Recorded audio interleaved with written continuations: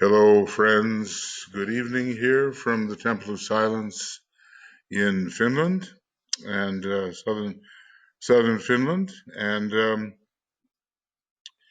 this is one of my big days anyway, because it begins in the morning with a couple of hours on the science of triangles, and then here we have the dissipation of glamour. And it's so utterly necessary. I suppose the counterforce really uses glamour as an obstruction uh, to see that not too much progress is made. And at the moment, I would say it's just keeping millions of people in the world from thinking straight and from a non-distorted form of thought. And that's a great shame. But gradually we'll have to make our way through. No one said it was going to be easy. And big battles are operative on our planet. See, our planet, our planetary logos, in terms of its type of time, is preparing for its second cosmic initiation and its fourth subsidiary initiation. Both of those types of initiations have a lot of pain and difficulty connected with them, especially for a being that is a second-ray soul, the way our planetary logos is. So there's a lot of suffering in fourth-ray humanity and on the planet in general, and I suppose we have to feel it as well, because we have this responsibility to try to uplift the consciousness of whatever type of being we can reach, and naturally we perceive the difficulties, not only in ourselves and our co-workers, but in all many other human beings and even types of life in the animal kingdom. And just think what the environment, degradation of the environment means to members of the animal kingdom. It's kind of heartbreaking to see those polar bears out there on a little chunk of ice with basically exhaustion and nowhere to go, and thus it's going to be for many species. So this is a turning point for the planet involving the effective invocation of its second ray soul, symbolized by the reappearance of the Christ. And the least we can do is to be informed about the obstacles and do everything we can to get the obstacles in our own life out of the way. And in our environment, so at least we're not part of the problem, we're part of the solution. We've been working now on illusion, but I just want to welcome you. This is an evening grouping, so we do have some different folks here with us who can take in the morning in the United States, and I think maybe in the South Pacific it might be the wee hours already of the next morning, and here in Finland it's quite possible as well. By the way, I want to remind you that this is the last day of our Scorpio sacred pentagram approach. There are different ways to go: 3 days, 5 days, 7 days. Helena Bach Hughes is doing a 7-day approach. We've chosen a 5-day approach based on the Venus and the pentagram, and other people the day before, the day of, and the day after. As long as we are attentive when we are working, that's what counts. And we can make, we always must remember we can make a difference. I just want to welcome you again. Some of you were here in the morning. That's good on you. And Veronica, Annette, Ariel, hi. Bianca, hi. Carl, Jean-Pierre, John, Pluta, Karen, Catherine, Layla, Lona, Lourdes, Marian, Martha, Natia, Nienke, Olivia, Stacia, Susan, Veronique, Yvonne, Zenaidi, and over here on the right-hand side, BL is helping us with technical matters and so forth. I think, did I say I put into the chat box, there are a couple of things in the chat box, and you'll see the note about the death and dying video, which is important these days, and where you can go to the Spiritual Life TV channel to find that. And I also gave you our YouTube YouTube link, which is where a little bit later tonight at 10:30 our time tonight and 7:30 GMT, we're going to continue with that last sacred pentagram work. So if there's any question about what link to use, the YouTube link, there it is, and it's called the live link, and you can pick up a lot of broadcasts that way.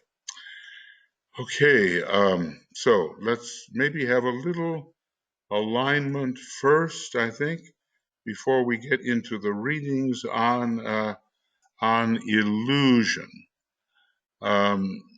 That's what we're going to do, and it's not an easy subject actually, but still we find it fitting within the glamour work. As I've often said, these are generic categories as well as specific categories. So Maya is a huge universal category. So is glamour, and illusion is even more so. And we can always find room for the other two difficulties under the name of any one of them. But DK is giving us the understanding of how this mental defect in the approach of the mind to truth, how it operates. And, well, you know, through wrong perception of an idea, we really don't know what an idea is. Really, we confuse thoughts and ideas all the time, and we don't really bring it through. Through wrong interpretation, we don't bring an adequate mental equipment to the understanding of the descending idea, and then we pretend like the idea is our own. Wrong appropriation of ideas. And we know from the fourth labor of Hercules that once Hercules captures the golden deer, the golden hind, and brings it to the temple of Apollo, before you know it, it's out there on the green hill again, waiting to be recaptured, maybe by someone else. So ideas just don't belong to anybody. They are part of the general creative expression of the planetary logos and beyond, and we cannot have this kind of egotistical ownership. My idea, you know, it's not that at all. And illusion arises through that. So, you know, we're going to begin soon on the next category of illusion through wrong direction of ideas, and we'll think together about that. But meanwhile, let's see,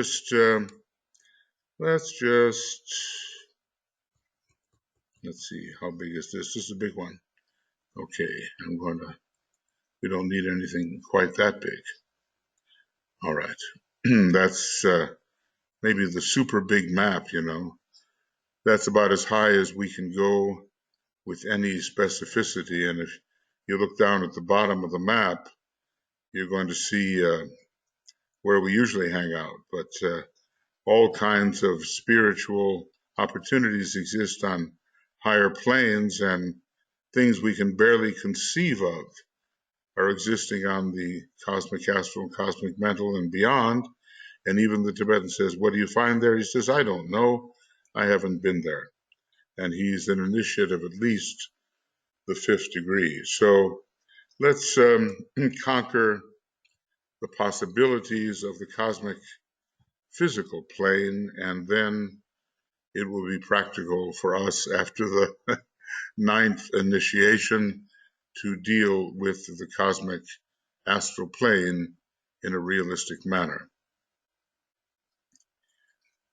So here we are. And the truth of things exists. There are higher beings, and they perceive in an unobstructed manner. And because the usual distortions that we are subject to have long been overcome, they see things much more as they are. And what we need to do is slip into the consciousness of these higher beings and ridding ourselves of astral distortions, kama manasic distortions, see things more as they really are.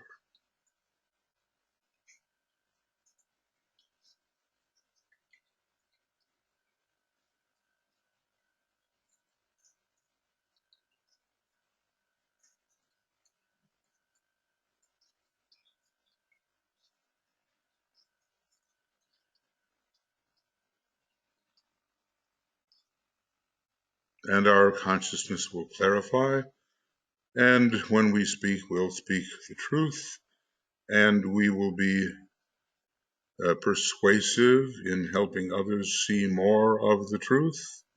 So first and foremostly, let us overcome our own distortions.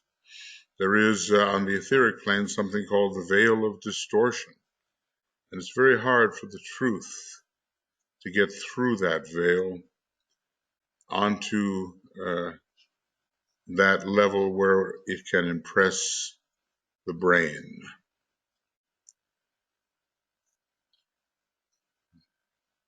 It's almost as if many people have lost regard for the truth.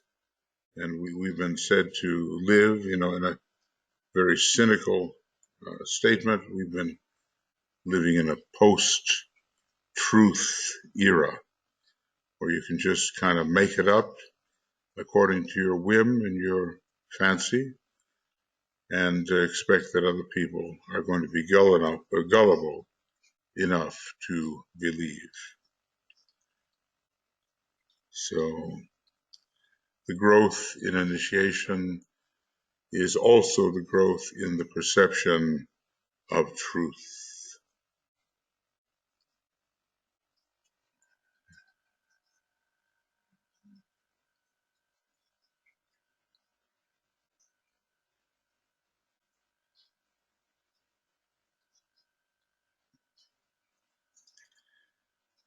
Okay, so we will study illusion. We will be open to working together under the directions of Master DK, and we are just simply going to work on things as they are, the truth. So we do not manipulate, we do not invent, we do not create unrealities when we're supposed to be reporting the truth. We do not manipulate our approach to information so as to persuade others or fool others into believing as we would have them believe. We are more honest, and our spirituality will help us with that. So let's just sound an Om, confirming that we're working together, and our work will be to bring truth and the end of distortion onto the astral plane and through Kama Manas and eventually through the liberated mind.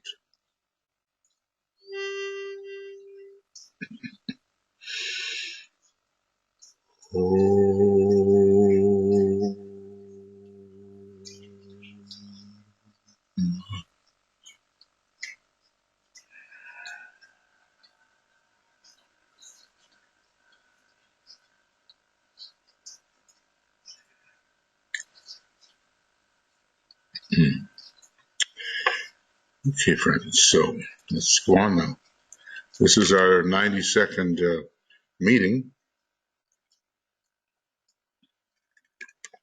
and that's our 30-second reading as we work our way through the book Glamour, A World Problem. I don't think that any of us following the news today can dispute the fact that this kind of wishful thinking, shoddy thinking, Kama-manasic unclarity, this kind of wrong desire, I don't think we can dispute that these things are really problems. They are.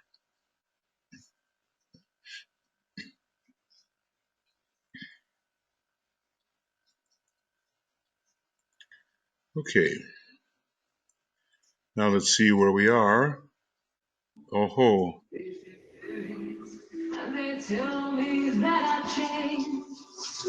Whoops, what's happening? Whoa. Someone is playing music. Okay, it should be, let's just see if I'm accurate here. Something is not quite right. It says show the screen and I can't do it. BL, can you help me with this? No one can see your screen. I wonder why. That's very strange. Hello, test, test. Yeah, I don't know what to tell you. It's really, I see what the problem is. I got it. I have the problem. Okay. Now you should be able to see my screen. I hope yes. so. Okay, thank you. Okay. Sorry. Well, look, we've had three forms of illusion that we have dealt with. Illusion through wrong perception of an idea. It never makes its way to the brain in the right form or clear form. Illusion through a weak mental approach, bringing wrong interpretation. And illusion through claiming the idea to be our own. And so now we're working on illusion through the wrong direction of ideas, and let's see what Master DK has to say about that. Okay, and this is due to the fact that as yet, the disciple does not see the picture as it is. Well, you know, when you look at how a demagogue works with the emotional body of a group of people, we see that there's a blindness, an emotional blindness in these people, which the demagogue feeds so that he can persuade these emotionally blind people to see things as he sees them or wants them to view the picture. So there's no question about accuracy. It's just what the emotions seem to want. And usually they're fairly low and selfish emotions. So the disciple, even the disciple, not only the aspirant, does not see the picture as it is. His horizon is limited. He needs more Jupiter to expand his horizon and be more inclusive and holistic and take in many factors that he has ignored. And his vision is myopic. Well, you know how myopia works. there's a focusing of the image ahead of that area of the eye where it is meant to touch. And so with myopia, there's a blurred vision. So not only is our vision curtailed and circumscribed, far too narrow, but it is blurred as well. Now, none of us wants to be looking at reality with those kinds of limitations. A fraction or a fragment of some idea impinges upon his consciousness, and he interprets it as belonging to the range of activities with which it may have absolutely no relation at all. So not only is the whole idea not present, but it is thought to relate to an area of life to which it does not apply. The application of the idea, the right fitting of the idea, the right context in which the idea should occur is missing. So there's just, potentially a big misapplication here and a lot of waste of time and disturbance of an area through the introduction of an idea which does not belong in the context to which it has been introduced. I think so introducing an idea into a context in which it does not belong. So he therefore starts to work with the idea, distributing it in all directions where it is entirely useless. I mean, I don't know what comes to my mind, but suppose you have a brilliant metaphysical idea, and and you walk into a car factory where they're assembling automobiles, and you interrupt the workmen and say, listen to my idea. What do you think? How shall we work with this idea? It's important for you. And they're just trying to put the car together. They're just trying to assemble the airplane. They're doing something entirely different where your idea does not apply. So the fittingness of an idea to context is extremely important. Maybe you can think of examples.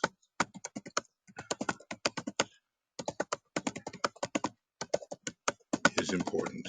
Maybe in your own life, people have come in, you're doing something entirely different. They come in with something that's totally away from the subject, and it's nothing but a distraction, and it does not help the work in progress. Just think for a moment. Have you ever encountered such a thing? Have you been the author of the interruption, or have you been interrupted with an unfit, unsuitable stream of thought which has nothing to do with the success of what you are trying to accomplish?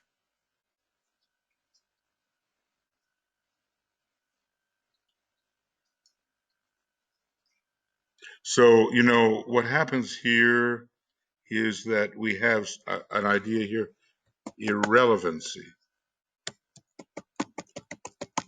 That's what happens. Disturbance, disruption, irrelevancy. He begins to clothe this idea in form from an utterly wrong angle, embodying it in such a way that its usefulness is negated. Maybe there's some value to it, but there is some value to the idea, but the context is wrong, and the clothing in thought of the idea is wrong. THOU and is wrong. Thus, from the very first moment of contact, the disciple has been suffering from illusion. And as long as this is persisted in, the general illusion is strengthened. So let's make sure that when we get an idea, we know the proper mental clothing for it and the proper context for the idea. Otherwise, we have a real misapplication and a great waste of time. This is one of the most ordinary forms of illusion. He's giving us basically 7 forms of illusion. And, just search your own life and your own experience. Are you familiar with the introduction of ideas where they just don't belong and presented in the wrong way? So in this context, let's just say, in this mode of illusion, ideas are presented incorrectly and with the wrong language. This one of the most ordinary forms, and is one of the first ways in which the mental pride of the disciple can be broken. Now, isn't that interesting? Because so often it's the sin of the mental type to maybe have thought he or she has arrived at something before others. He or she can see something that others cannot see, and thereby the ego becomes inflated. But with the rejection, the rightful rejection of this prideful presentation of an inappropriately clothed idea in the wrong context, comes the breaking of the mental pride. It is, now, what does DK call it? It is illusion through initial misapplication. Maybe eventually the disciple wakes up and realizes, hey, this idea is wrongly presented and doesn't belong here. It is illusion through an initial misapplication leading to a wrong use or wrong direction of the idea. It just doesn't belong in the context to which the excited, enthusiastic individual has decided to present it. Now, Master Moria is always saying, speak according to the consciousness of your interlocutor. You're interviewing someone, you're talking with someone, you're attempting to convey something. If you bring in ideas which have no relevance to the condition of the one to whom you are speaking, it will only confuse and distract and end in rejection of what you have to say. So it takes a lot of sensitivity when you are speaking with someone, writing to a certain group, whatever, to say, where is the consciousness of this group? What would really be helpful? What idea, clothed correctly, would really be helpful? Otherwise, you just have a complete mismatch, a sense of irrelevancy. You say, well, did you talk to that person? I did, but I found that he didn't have anything to say to me. Why? Because, the wrong and insensitive presentation of an idea through thought is occurring. So let's see what DK tells us about the cause of this. Let's see here. Yeah, it's cause. Oh my. We don't want to find ourselves involved here. Its cause is a small and non-inclusive mind. Well, look, if you really read Master DK and you read him thoughtfully and you read him for a long time, over years, your mind is no longer going to be small. You may have started out in a certain condition, but your mind will no longer be small. and it will no longer work in only a narrow range of interests. It will include many factors, many of them causal factors to the present presentation of your circumstances.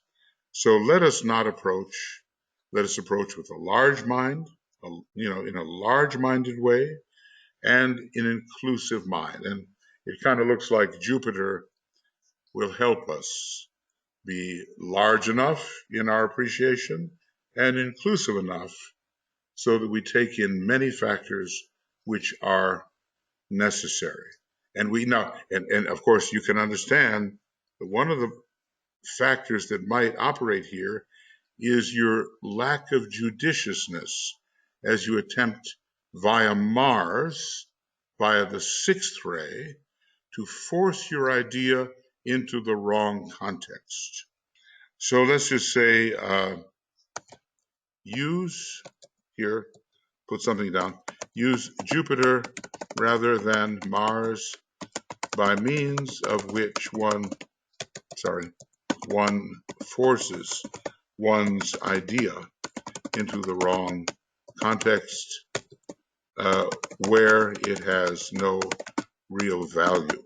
Now, you know how some people are, they get so idée fixe about something. There's only one thing they can ever talk about. Maybe some religionists are that way. Now, no matter to whom they are talking or when they are talking, they just have one thing in mind. It might be something like, do you believe in Jesus Christ? Are you saved? That kind of thing. And over, they'll hammer that home, not caring at all about the state of consciousness of the person they're talking to, or the kind of condition of the circumstances surrounding that individual. It'll just be the same old thing over and over again. So a large-minded approach will reduce that kind of haranguing with just one subject inappropriately foisted upon anyone in any context. So the cause is a small, non-inclusive mind. What are we calling this? It's called illusion through wrong direction, correct? Okay, so let's add that to our list of illusions here, through wrong direction of ideas. Okay, and let's see what the cure may be. The cure, and see if we're doing this, okay? The cure is the training of the mind to be inclusive, well stocked, so you can field many types of thoughts and questions. They say that the master, Comte de Saint-Germain, by that time he was a master, the master R as the Comte de Saint-Germain, was maybe the most brilliant conversationalist in all of Europe at the time. And somehow he just was equal to every subject and could be illuminating on every subject.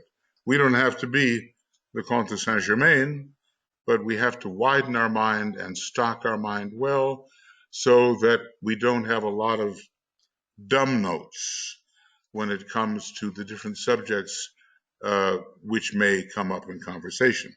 So its cure is the training of the mind to be inclusive,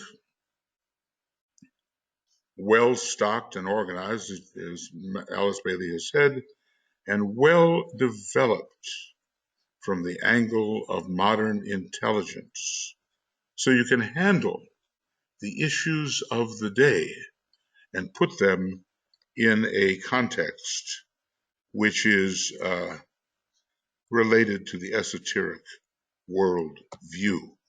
So practical what he's offering here, and so easy it is to at least begin to measure ourselves in terms of these abilities. So let's pause for just a moment Just pause for just a moment and think about these wrong direction of ideas, introducing them where they don't belong, pointing them in a direction where they'll do no good, just disrupting the context in which you introduce the ideas, and ask yourself, do I have a trained mind? And in what way do I judge the degree of inclusivity of my mind?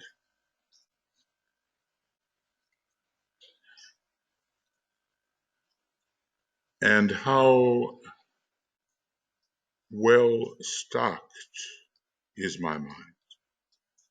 And how developed is it in terms of modern intelligence, so I can also handle the issues of the day?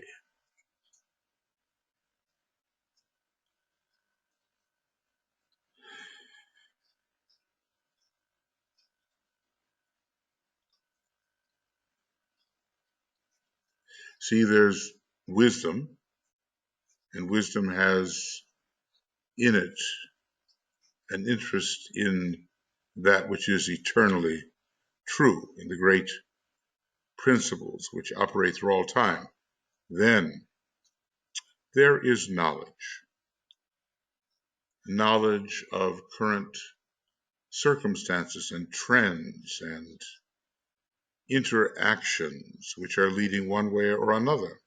Wisdom, in a way, of course, is superior to knowledge, yes, but without the knowledge, we will have trouble applying the wisdom correctly.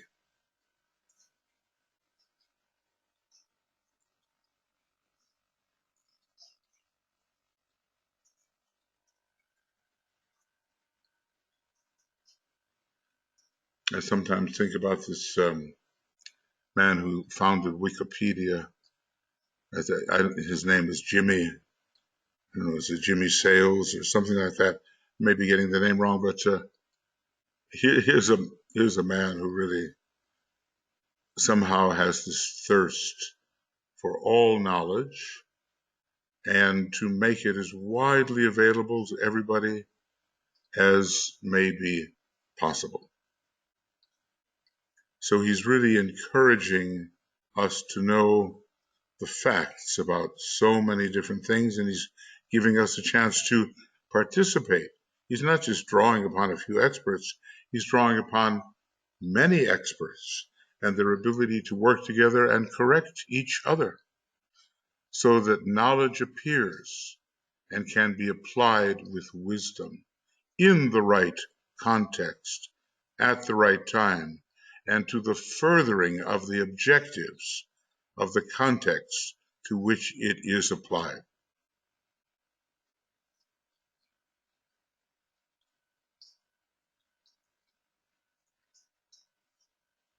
If we really think about what the content of our knowledge is, it's very small. We've basically just come out of the emotional phase, basically. And now we're learning how to not use kama manas only, but real manas, and to have illumined manas on top of it. So we have to have a great respect for knowledge and its right application, and hopefully a kind of knowledge which will reflect really the work going on in the spiritual triad. It will reflect and somehow express the intuition and will fill in the perceptions of the abstract mind. Okay, so just pause for a second now. This is a short one.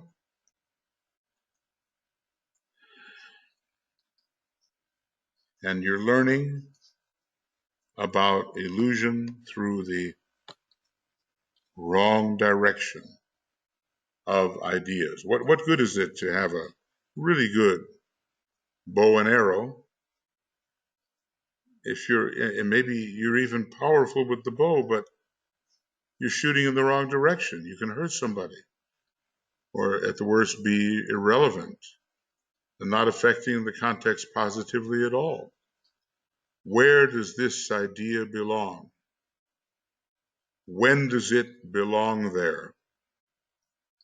What good is it intended to do? You know that you just can't walk into a meeting of people talking about something seriously, then you're called upon and you start talking about something entirely different. You can't do it, or you will receive the reaction that is appropriate.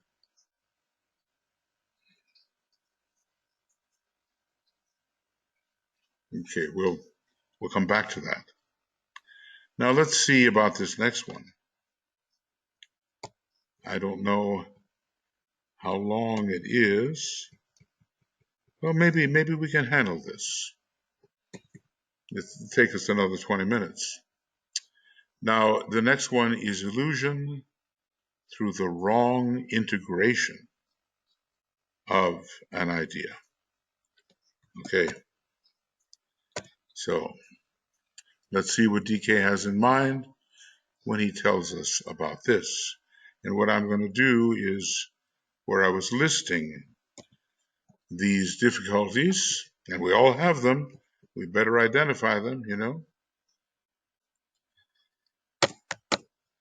through the wrong integration of an idea. It's kind of related even to number 4. Every disciple has a life plan and some chosen field of service.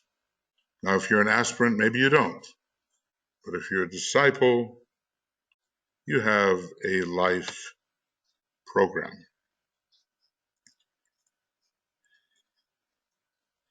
And, it's not all over the planet. It's somewhere in a limited field where you can do some good. Okay. I'm just going to get this ready to copy. If he has not such a field, he is not a disciple. Now think about that in relation to your own life. Do you have a life plan? Do you really have a chosen field of service? Are you just kind of searching around for some place to apply your energies?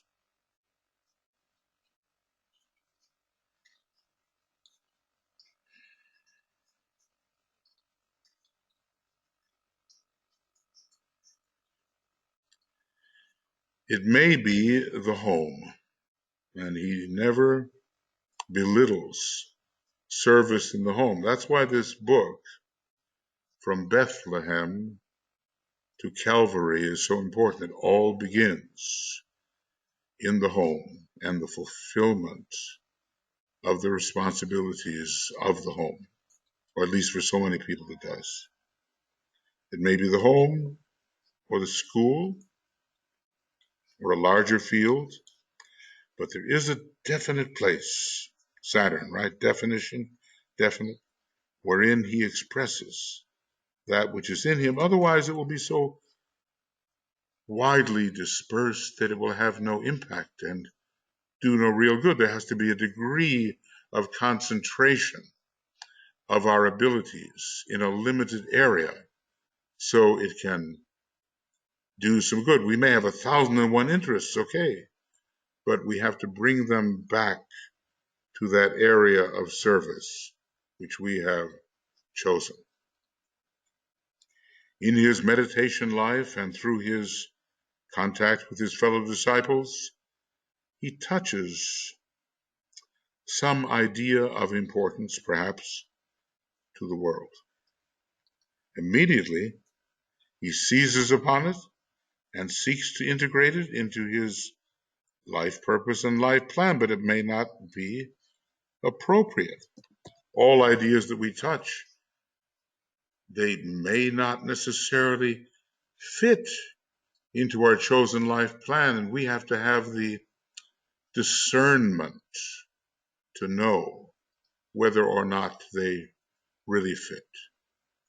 I might get some great idea about space travel, let us say, that would be appropriate for a fifth ray ashram.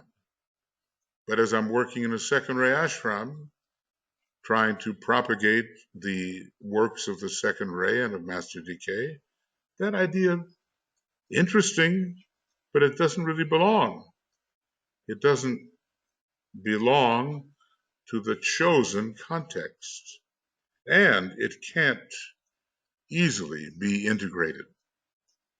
Okay, he seizes upon this idea. Okay, it may have for him no definite use, and it is not an idea with which he should be working.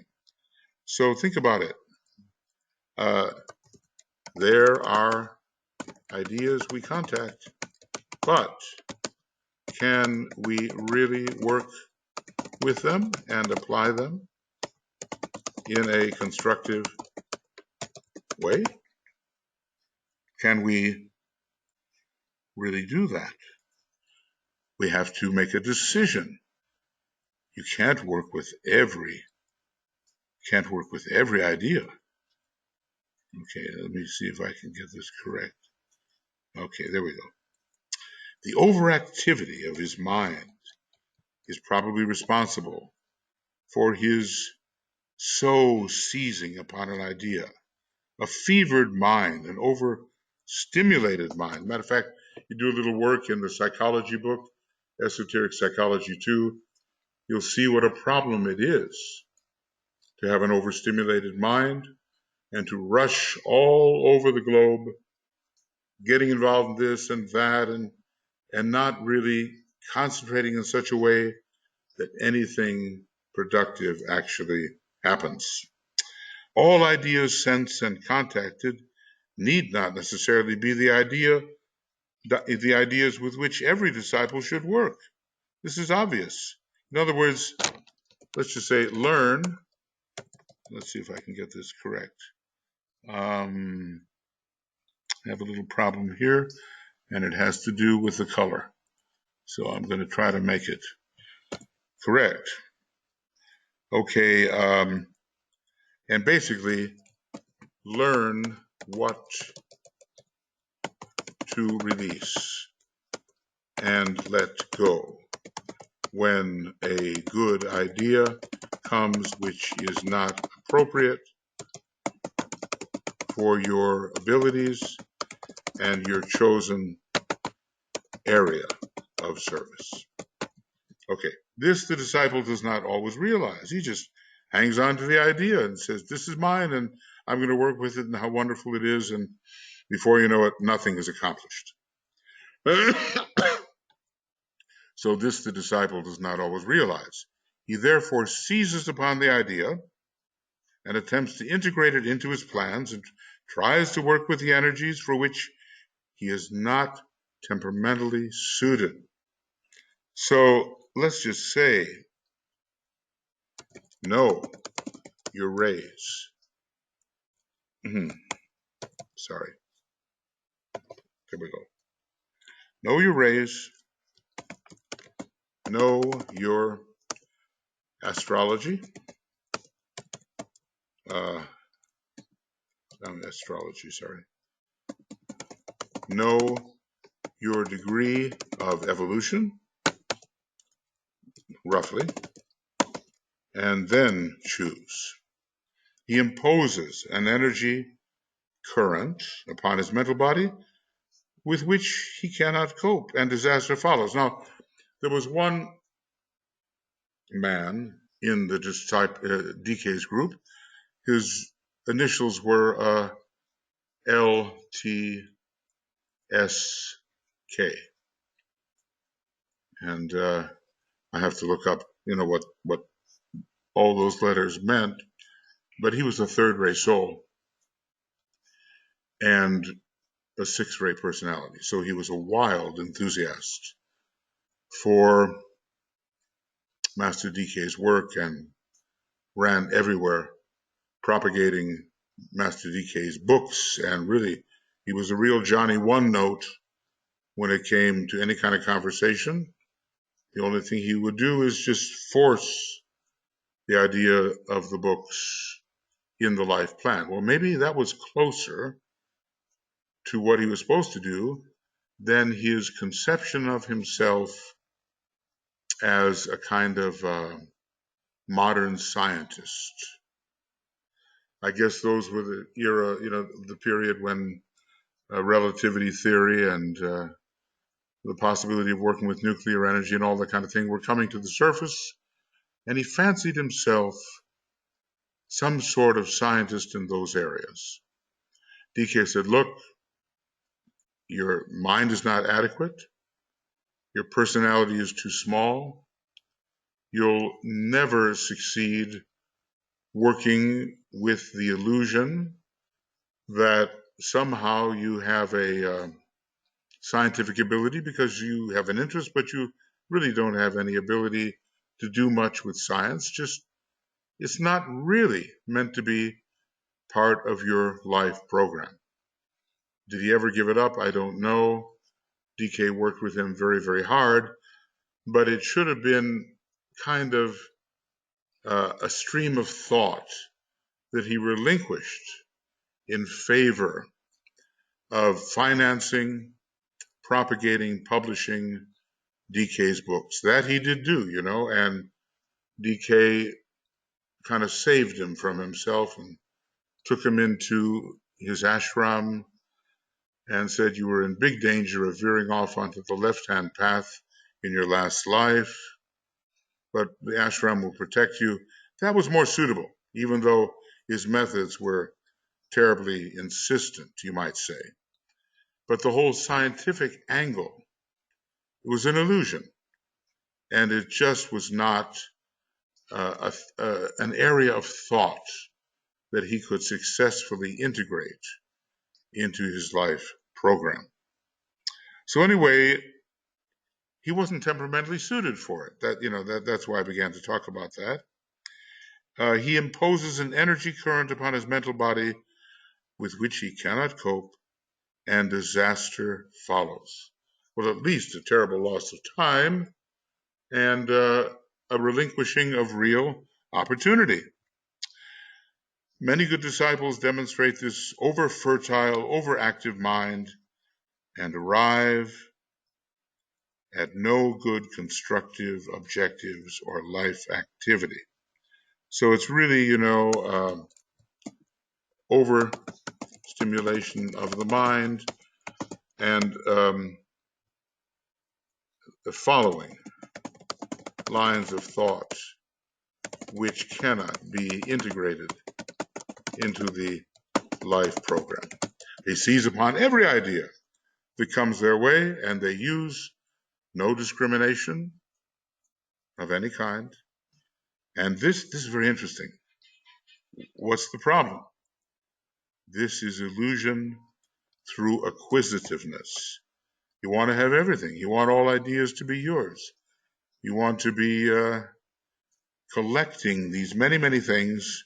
You have many, many ideas, and the result is you don't accomplish anything of value. Illusion through acquisitiveness. No selectivity, no discrimination. So instead, use selectivity and discrimination in the taking in of ideas and thought currents. I remember I got myself involved in this kind of problem once, and I found some stuff in the Secret Doctrine. I had just gone to work at the Arcane School in New York, and I had worked there. I did work there 5 years finally. But I found this amazing thing in the Secret Doctrine, which is all about the sin of the mindless. It was all about the inappropriate mixing of animal man and animals and all that. And I just got really enthusiastic about this, and I kind of distributed this to all the members of the group, and it was way off the subject, way off the subject. And I kind of remember it was really interesting, I thought, but it wasn't about what we were doing.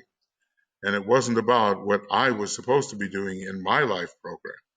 And I remember the the look that Mary Bailey gave me, it corrected me really quickly.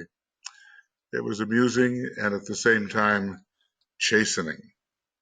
So, maybe we've all had some experience with this. This is illusion through acquisitiveness. Its cause is a selfish grasping of so many things you don't even need for your life program. Selfish grasping for the little self, even if this is unrealized, and the disciple is glamored by the idea of his own selfless interests. So sometimes we can really fool ourselves. The cause is a selfish grasping of many irrelevant things for the little self. Even though they're interesting, they don't pertain to you, and you're not minding your own business. Its cure is, okay, a humble spirit, and knowing what is appropriate to the limited time you have here and the life program that you've chosen to help others, and not just running around with an overstimulated mind. All right, so I think that's far enough, because next time we get together, we're going to finish this series of illusions. Okay, so let's see where we are here. All right, I'm going to put this down here where it might belong. Okay, and we'll finish 6 and 7 next time. So this is basically the end of number 92 as far as the reading. Well, the reading's number 32, and today is the 26th of October, and we're on page, it went from 62 to, well, not a long way, whatever it went to 63, not a long way. Okay, and when we start again next time, we will be on our 93rd program, and it will be the 33rd reading in the book, and we'll be starting on page 63. And let's see if I hope I'm here. It'll be the 2nd of November. I'll just have to let you know. I might be in the United States, and I don't know whether I'm going to be connected with the internet. And if that happens, I will let you know in time. The voting in America is coming up. It's a very important election, and I guess we all have to, no matter what country we're in, since the U.S. is so influential, we have to begin thinking in that direction so that some correction can occur. Okay, friends. So now it is your turn. And I can't really put this all under the eye at the same time. I wish I could. I don't think I can. It'll be so small that you'll never see it. No, you'll never see it. I can bring it down to, I can bring it down to number 9 or number 8, but I worry that that's it. You just won't see it. But I'll give it a try. And maybe you can. I can guarantee I can't see that. You can't even see that? Maybe I should go down to 5. How's this? Let's see. You like this? No, I'm just fooling around. So I won't even do that. All right. So let's go to font number 12. That you can see, I'm sure. Right? Yes. Thank you. Okay. All right. All right, friends. So let's see what you have in your mind with regard to the 2 glamours. not glamours, but illusions. Let us name them again.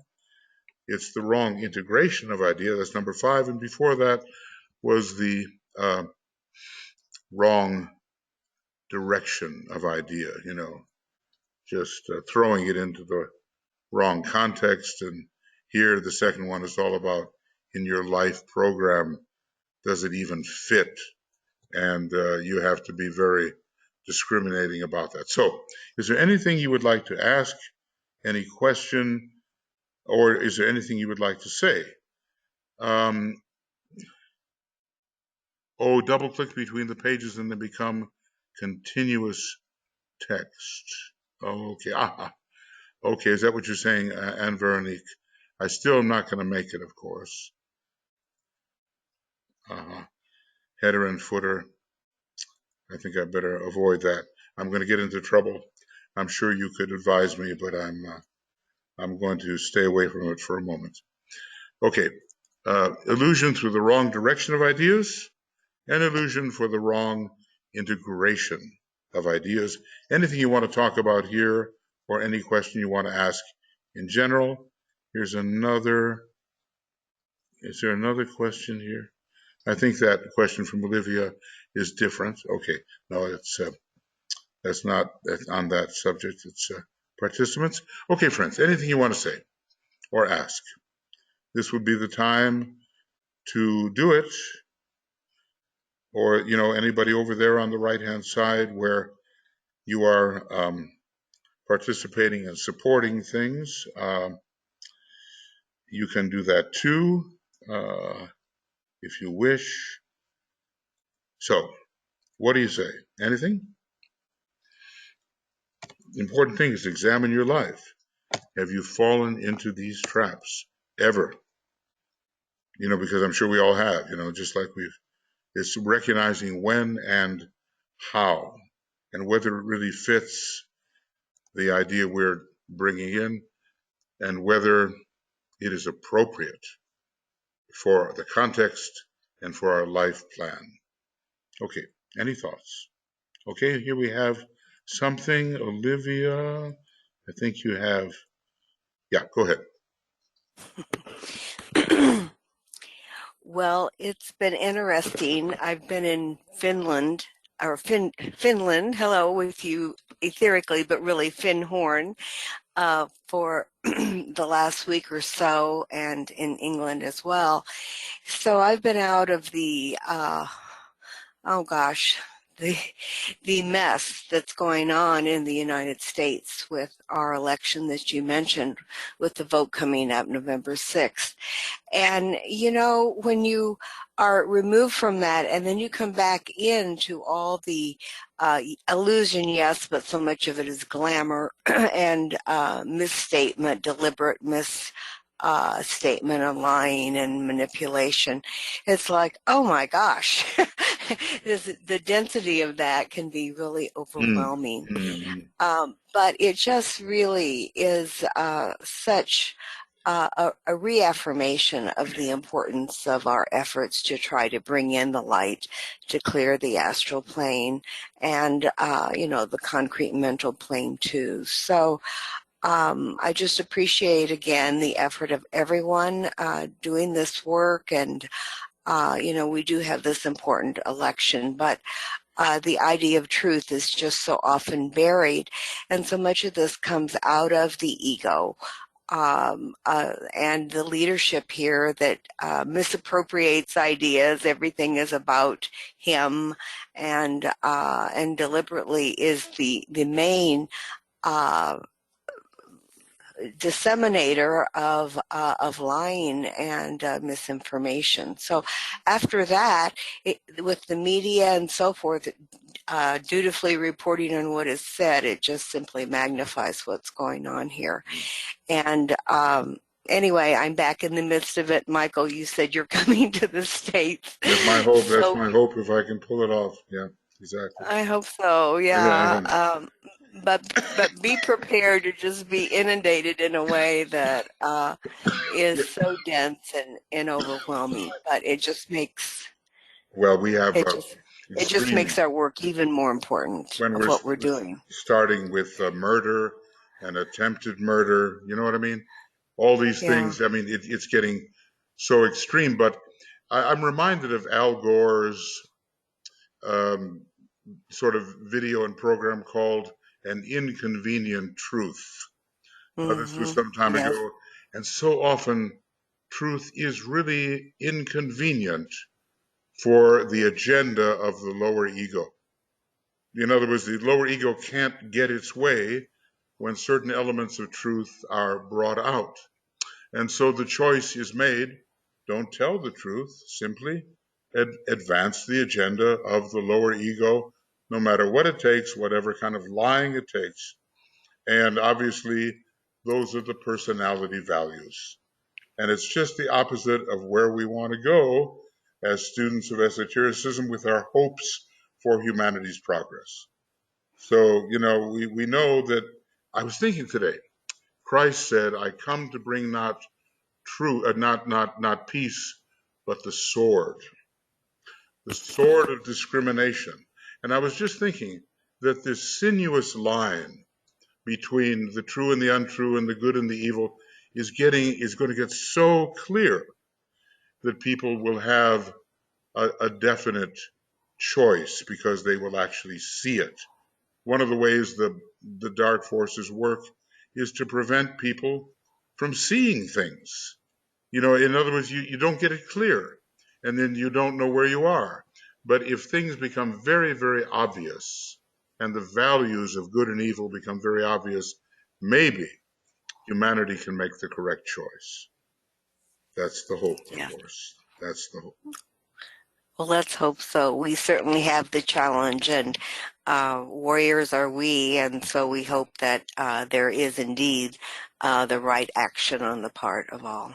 Yeah, we're still in that, of course, that, well, I was talking earlier about the 3-day, 5-day, 7-day process. So we're still in the 5-day and the 7-day process, and we'll be dealing with that a little bit later today in Tuija's meditation at 10:30. It'll be a broadcast, not a webinar, and you're all welcome to come if you'd like to. It's the last day of the 5-step program. So Scorpio, you know, it's the disciple's sign. It's powerful at the second initiation. Before the second initiation, we have to overcome glamour. So it's powerful really at all first 3 initiations, but especially at the second initiation and preparing for that. And we're in the period now. And it's so interesting with the United States, the election day, in nationally speaking, is always in Scorpio. And that's the day that's chosen, you know. And interestingly enough, usually it's in the Pisces part of Scorpio. In other words, the second decanate. And that what's interesting there. See, I'm trying to think about. Tuija was talking about this earlier today. It's in the sign of Ophiuchus, who is the healer and the serpent handler and the one who can take the dangerous energies that are poisonous and transform them into elixirs and other things that can be useful to people. Now, maybe as students of occultism, we can do some of that, you know, the Ophiuchus tendency, rather than, it's not Hercules, it's not the serpent, it's the serpent handler in which the election days are always taking place. Well, we will see that the stakes are very high. Yes. Hope you can come. Yeah. Thank you, Olivia. Okay. Bye. Now, other thoughts, or you may want Michael. Yes, Tuija, go ahead. Oh, it's very bad sound. No, you're good. I will try from my mobile. You're good. I hear you well. Or is it okay? Yeah. And I'll turn mine off. Okay. Go ahead. I just was thinking when you were talking that when United States was established, Michael, I have so bad echo. What is the reason? I hear my No, you may voice. have two things on at the same time. Make sure you don't have a Yeah. computer and a phone on at the same time. Cancel out Let me check. the microphone on the other one. Okay. Because I don't hear any echo from you. You don't. No. I hear myself talking. So maybe I do this way. Okay. Now, thinking about that, these Scorpio energies and the United States, that when United States was established on 1700s, then Pluto was also in Capricorn, and Pluto is the special ruler of Scorpio. So this time is very, very important, because the full arc circle has been gone now from the establishment of United States. 300 whatever years 249 now, years. I don't, Michael, I'm not hearing. Sorry. 249 years is the complete cycle of Pluto. So, it's been that long, 240 something years. Yes. Okay. Right. So this election has to go to these energies, what was already started there, and the test for whole nation of United States, and where the direction is going to be taking, thinking about all these discussions about the independence of the states and so forth. Even though the idea of hierarchy is to have the United States. So it's very important election in that sense, that you have gone now the whole cycle, and the Pluto is in the sign of initiation of Capricorn, so it has to be some kind of initiatory time of the United States. Yeah, it's it's key for the whole world to choose between the Piscean sixth ray energies, which lead backwards, or the Aquarian second ray energies, which lead forward. It's the soul ray of the US. It eventually will be the soul ray of humanity as a whole. It's the soul ray of the planet, and it's the ray that the Christ and his hierarchy will particularly bring in. So in many ways, the second ray is fighting for its life at this time with a very strong showing of the glamorous sixth ray. And, what we're hoping for is kind of a last hurrah for the sixth ray. Let it go out of incarnation as it should, and let it not destroy humanity as it might. So right there in the United States, the second and sixth ray are fighting it out, and this is extremely important for the whole humanity. This particular battle, all of humanity is engaged in it. Okay, dear. Thank you. Thank you. Now, let's see. Other things you might wish to say. I just want to make sure here. You might. Let's see now. I think, right. Okay, so Veronique, could you say to me, could you say something about the void that what? I can't read. BL, can you help me read here? Something about the void that, and now I'm missing the rest. Do you see it? Why am I not seeing the rest of the I'm sorry, I was telling you what it said. I wonder if you could say something about the void that one can feel on the path. Okay, let's think about that for a minute. Because, you know, the funny thing about the void, as Buddhism deals with it, and as very deep occultism deals with it, is it's not empty.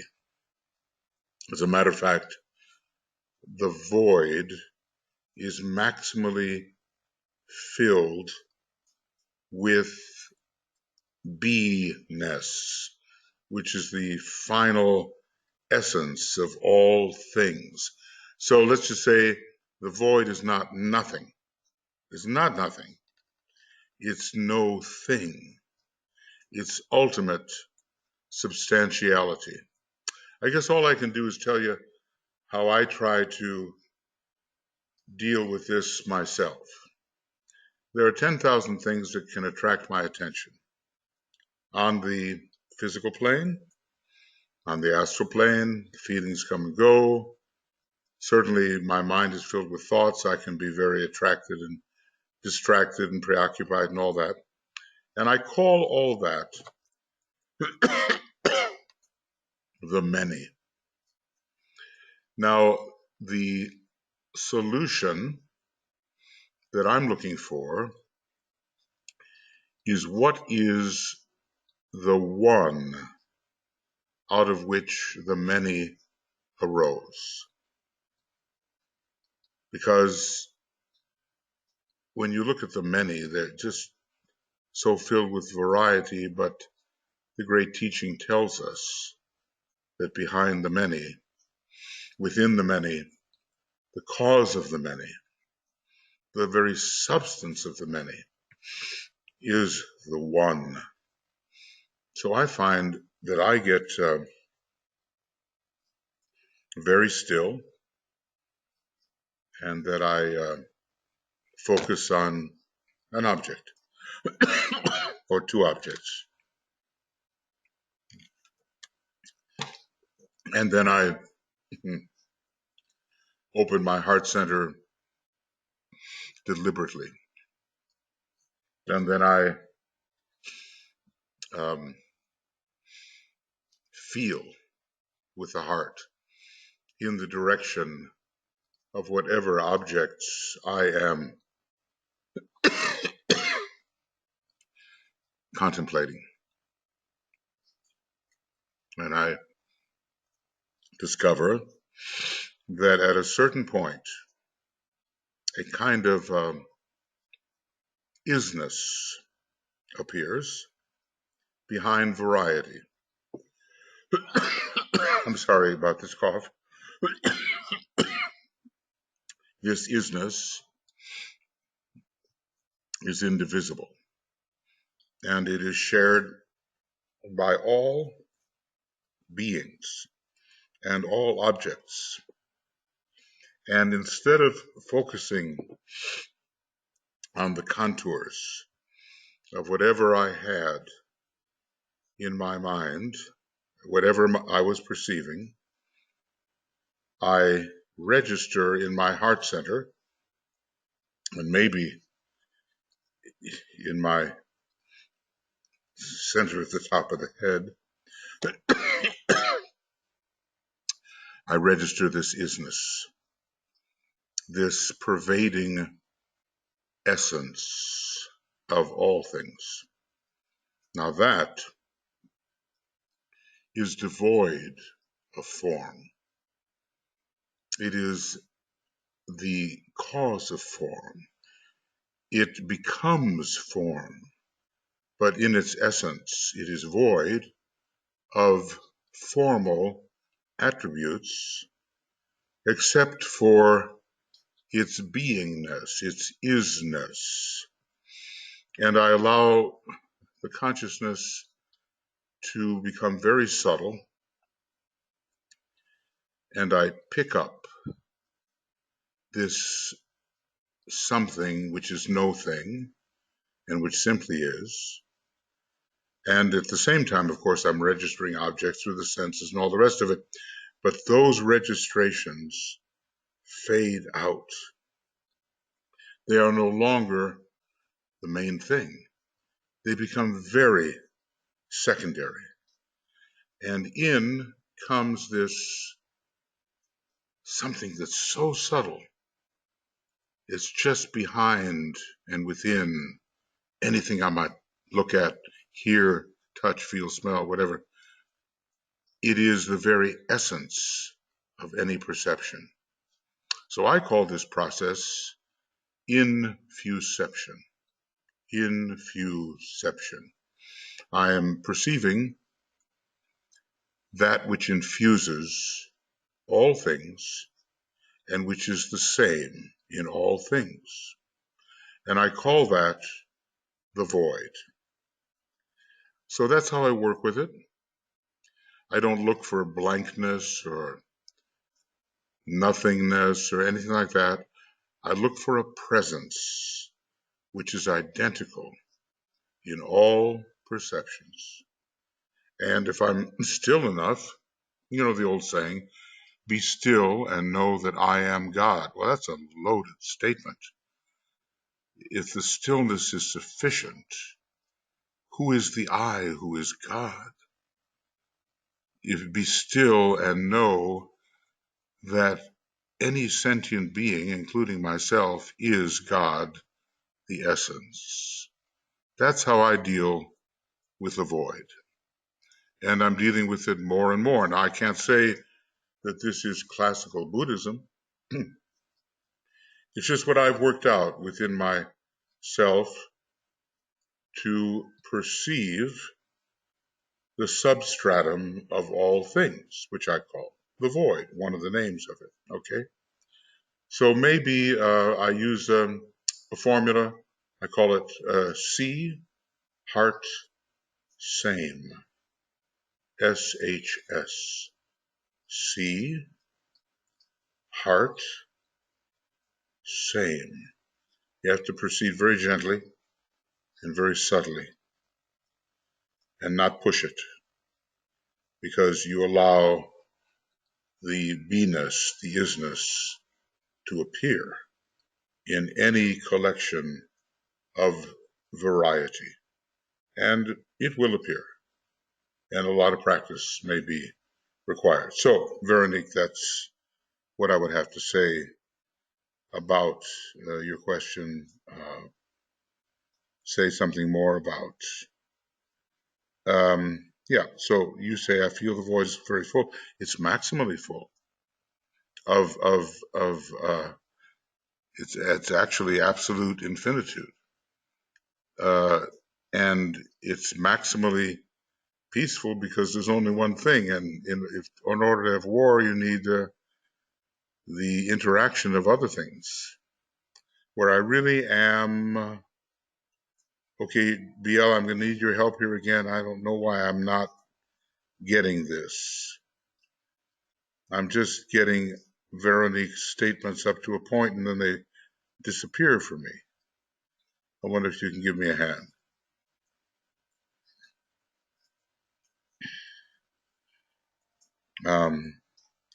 Well, maybe I'll tell you what, Veronique, if you want to just fill out the sentence for me at the end there, you can just speak it. I feel the void is very full. I'm sorry, I've been reading this to you, Michael, and I never unmuted myself. Okay. Yeah, okay. What she says is, I feel that the void is so full, a very peaceful place where I really am with all that is. So thank you. Okay. Yeah, I don't know what's happening that I'm not getting the full thing, but I really am with all that is. Now, I want to say one thing, Veronique.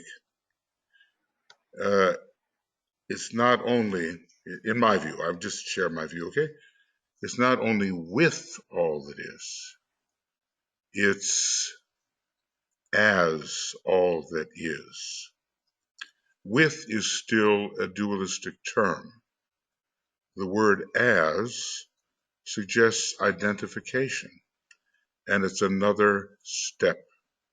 So to be with all that is good, and to be oneself as all that is, and actually all that is another step. And I think that's finally what we're going to begin looking for. I am all that is, as you say. Yeah, exactly. So this is the one and the many, the perception of oneness, the identification as oneness. But let me just say this, that if we are troubled by all these thought forms that we apply in an illusory manner, there's not any space in our consciousness to make these very subtle registrations. So we have to clean our consciousness and clean our mental perception, as this book would have us do, because a lot of us are pretty cluttered, pretty cluttered with distractions that prevent us not only from seeing the most important thing, but from being it. So, let's proceed in a couple of different ways, practicing oneness and practicing the management of manyness, if I can put it like that. Okay, thank you. Let's see now. Who else? Do we have anybody that would like to? I'm just not sure exactly. Some of you are on the question link, and some of you might like to say something or ask something. You'll get used to this. This glamour book is not an easy book, and it's a very practical book, and it's very much dealing with inner psychological states and perceptions.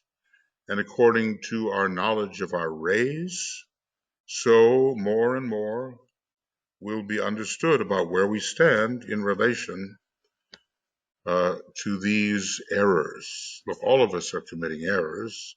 We just wouldn't be here if we were not committing errors. So, bear that in mind.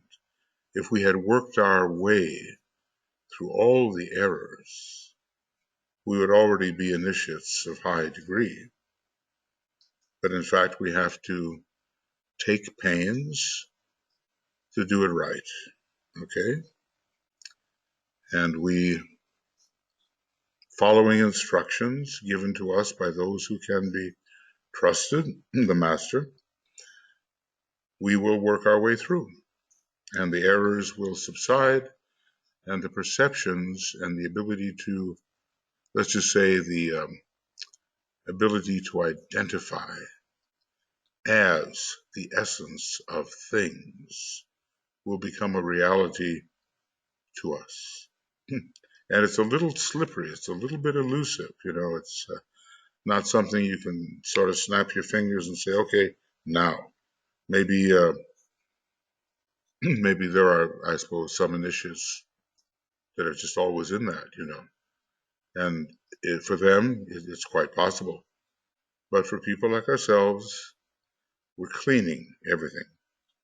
We're cleaning the doors of perception. We're cleaning our consciousness. We're stabilizing and illuminating our mind. We are ridding ourselves of distortions in our desire nature.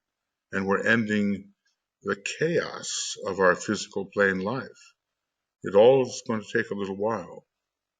And well, I guess we're going to get into our meditation here. The closer we can come to the truth of things, the faster will be our liberation and our usefulness. Our usefulness. I remember I can't find it quite, but I'm after it. DK talked about some of his students saying to him basically, use me, master, use me. Okay, it's kind of a joke, really. And he says to them, what makes you so sure you are useful? Just, I have to pause and think, well, that's about as close to a joke as DK gets. And, but it's true, in order to be fit to be used by the ashram, we have a lot of work to do. We have to take it seriously. And, okay, we know what to do. It's just a question of patience and persistence and not giving up in the face of apparent adversity, and seeing the archetype underneath it all that's trying to manifest, and not getting confused by current circumstances that look so terrible. Something else is taking shape underneath it all. Okay.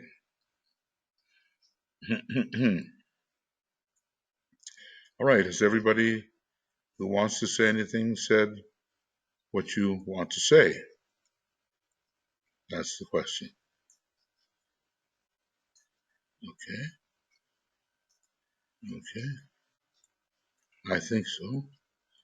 I think so. So I'll tell you what. Let's meditate on everything that is preventing truth from manifesting. We've got so many cover-ups going and so much manipulation operating. We just have people fooling each other right and left and telling half-truths and not revealing what's really on their mind and what they're really trying to do. And it's as if, if you out-manipulate the other person, you're going to win. Well, you're not going to win until everybody wins. And it's got to be a win-win situation finally. I'm just a little dry and I'm sorry for it. I've had a friend visiting here who, we're both in our mid-70s and we met each other when we were 7 years old. So I guess it's a sort of a long-lasting friendship, and we're just kind of reviewing everything in life, and the result is we tend to talk a lot. So just a little dry here, I'm sorry to say, but we'll please excuse the little bit of coughing that I can't quite avoid.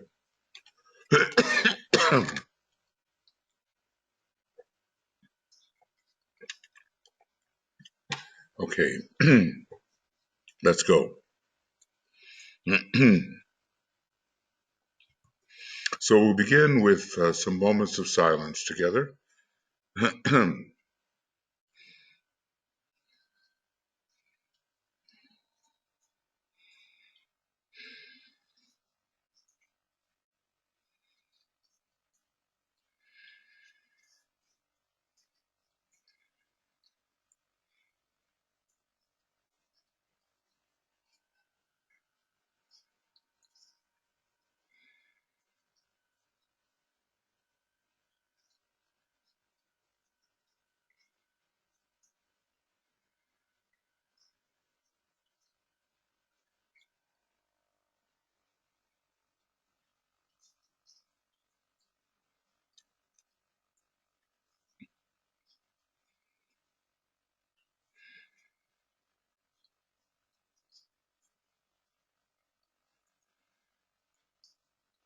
And in the silence,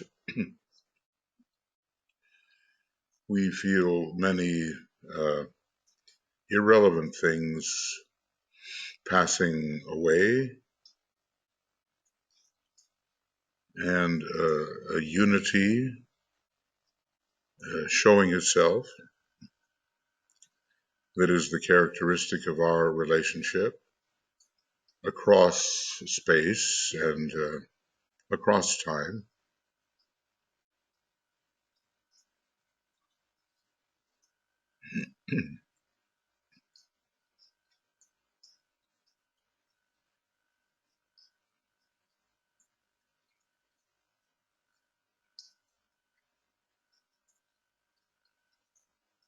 And when we do this work, we have to realize we do actually need protection, and that's why he's given us this protective formula.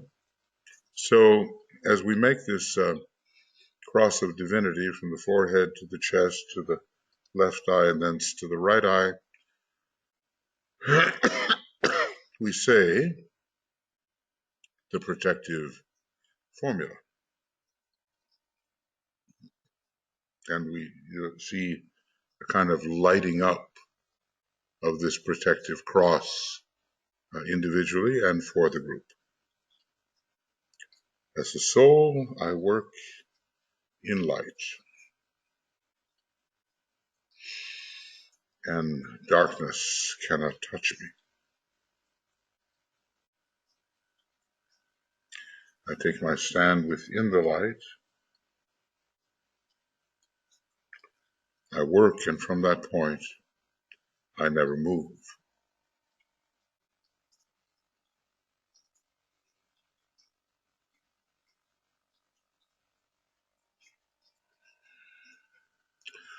So this cross of protection is radiant and shows that we are representatives of the world of light.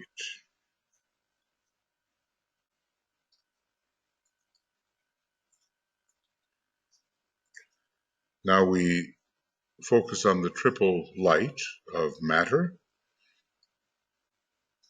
mind, and soul. We bring these three energies or lights together on the mental plane, the plane of reasoning, logic, careful thinking, the vitality of the lower personality, the light of mind, and finally, soul light.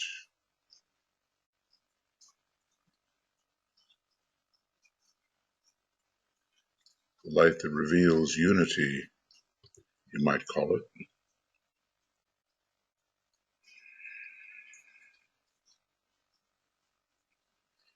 Bring them together and three lights become one.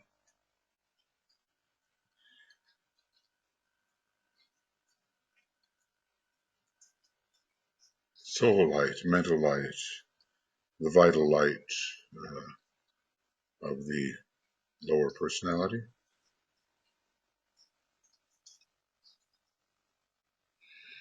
And we say the little mantra, followed by the sacred word.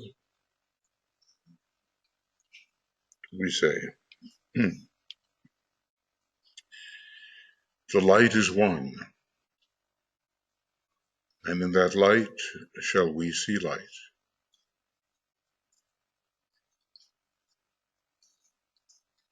This is the light that turns the darkness into day.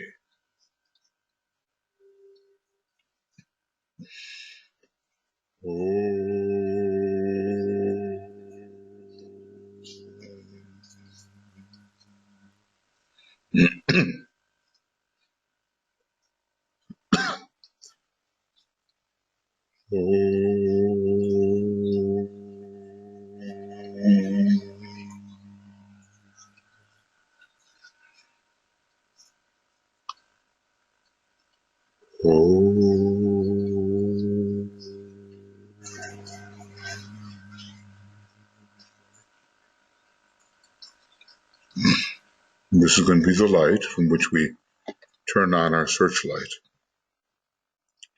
which reveals the obstructions on the astral plane and helps to dissipate them till a great searchlight is as if turned on for us individually and for the group as a whole. And we turn that upon our imagining of the astral plane. And we use the formula here as that light is turned on.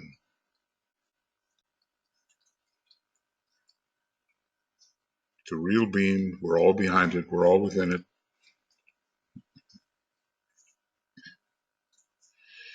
Radiance are we and power. We stand forever with our hands stretched out, linking the heavens and the earth.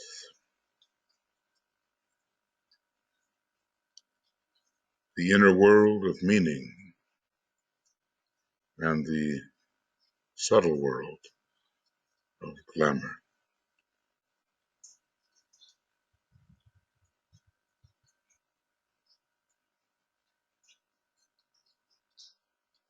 We reach into the light and bring it down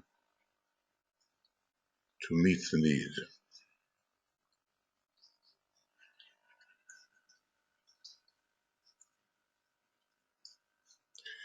We reach into the silent place and bring from thence the gift of understanding.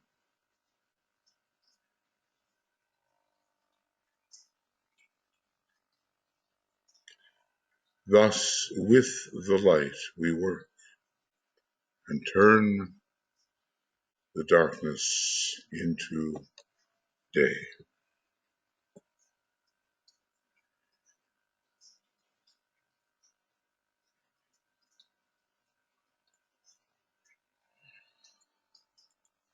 Now,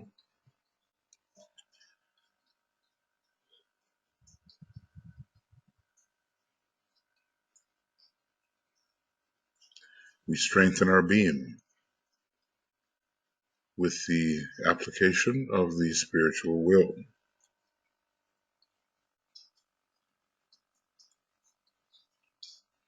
coming from Atma, and the jewel and the lotus and the synthesis petals, and from the head center and base of the spine center, the different areas of will. And we use this will, the spiritual will, to strengthen the beam. And we say together, with power upon its beam, the light is focused on the goal. Now our goal is to dissipate those veils, clouds, miasmas, obscurations, which prevent the truth from being expressed. Our goal is to attack through understanding and through the power of our being that which promotes the lie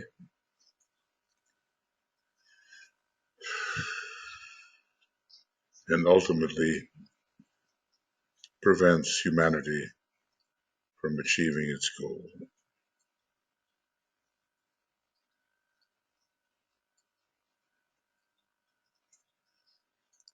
And so we're going to use these three words of power. We take them to heart, and we will penetrate into the glamour with our beam as we say these words of power, and we will help to weaken those veils and mists and fogs and clouds and miasmas and all the things that prevent the true perception from occurring and from being spoken as the truth.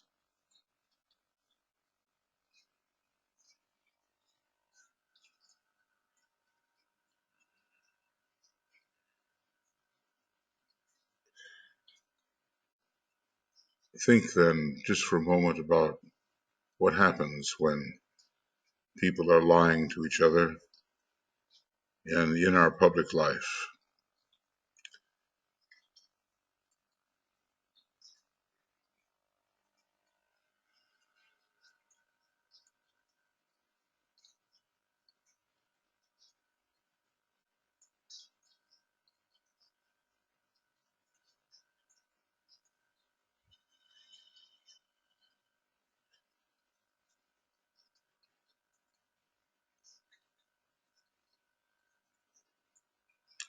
With all those lies, we just don't have a firm basis for intelligent, useful, constructive action.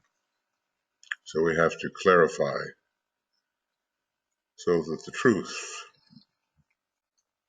we'll come forward, and then right judgments can be made and progress can occur. So, our 3 words of power. The power of our united light prevents the appearance of the glamour of lying, of distorting the truth.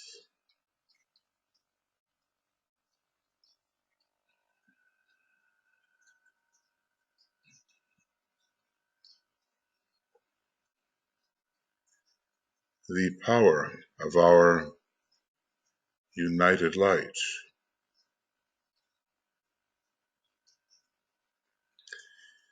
negates the quality of the glamour of lying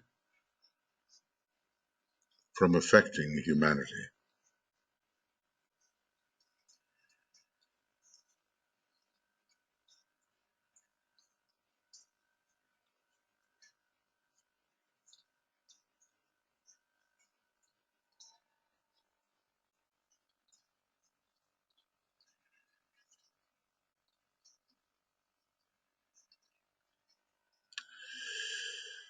The power of our united light destroys the life behind this glamour of lying.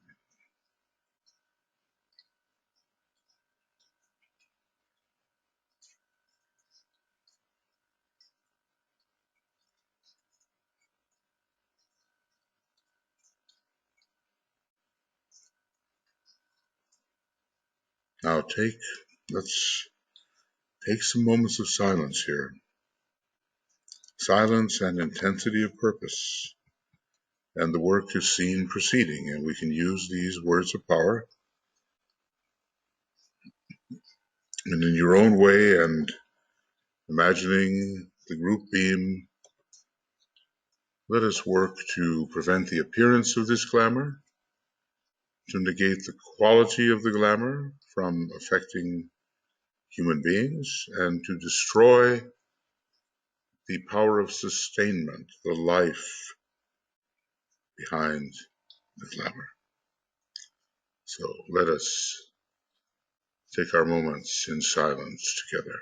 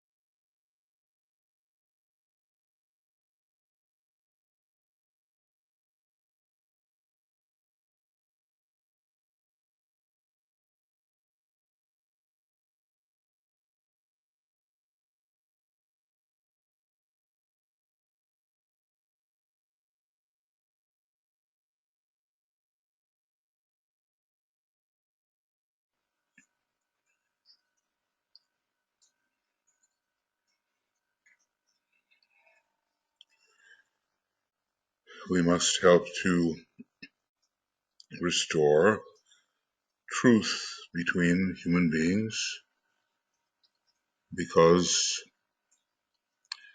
when that exists, constructive measures can be taken to advance various situations for the benefit of everyone.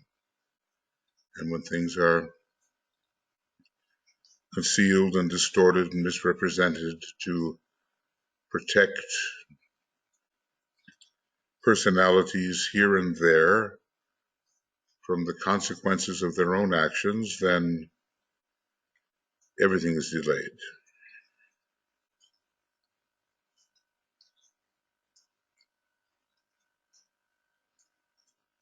So we have to focus, especially in these decisive days, I would say what's going on in America at the moment, although every nation has its importance, of course.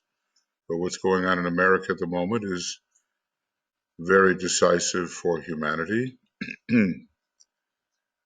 for maybe years to come. So we want to direct that beam to the places from whence the lies emanate. There are certain concentration of forces that produce lies. And we want those tendencies to end so that everyone can see, and then the Christ's purpose will be fulfilled. He comes to bring not peace, but the sword of discrimination between good and evil, between the truth and falsehood.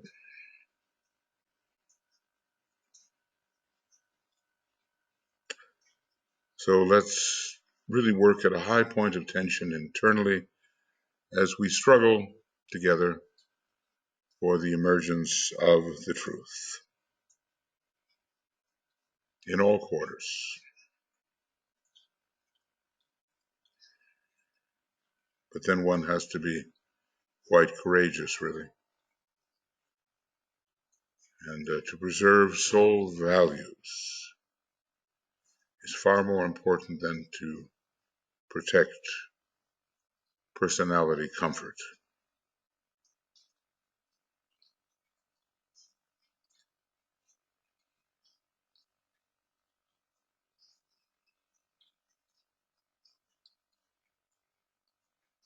Now we will withdraw our beam back onto the mental plane, into the triple light as one. And to close our meditation, we will sound the Om 3 times, realizing that illusion, glamour, and Maya all go together, and that whenever we manage to make some headway in the reduction of one of them, we are also helping reduce the others. So from the mind to the emotions to the body, 3 Oms.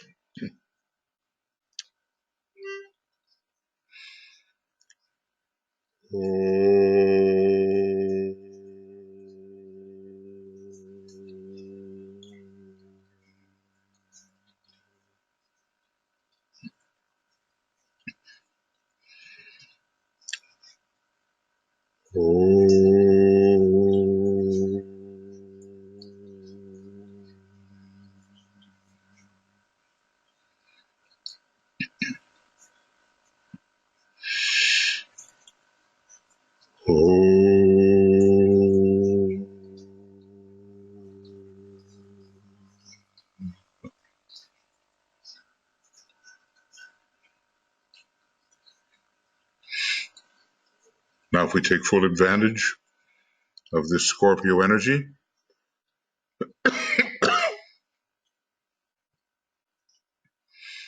it will help us overcome these glamours. Remember the negative Scorpio mantra: let Maya flourish and illusion rule.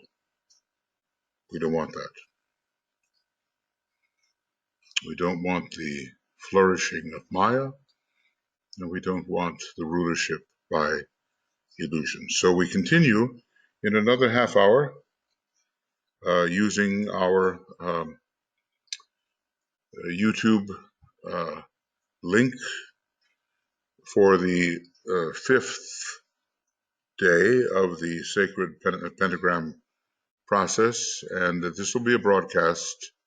We'll get things ready for you, and Tuija will be leading this little meditation, and we'll continue to utilize the Scorpio energy in order to help bring things into the proper perception, the proper position, and the proper degree of truthfulness. Thank you, everybody, for attending, and Olivia, Tuija, and I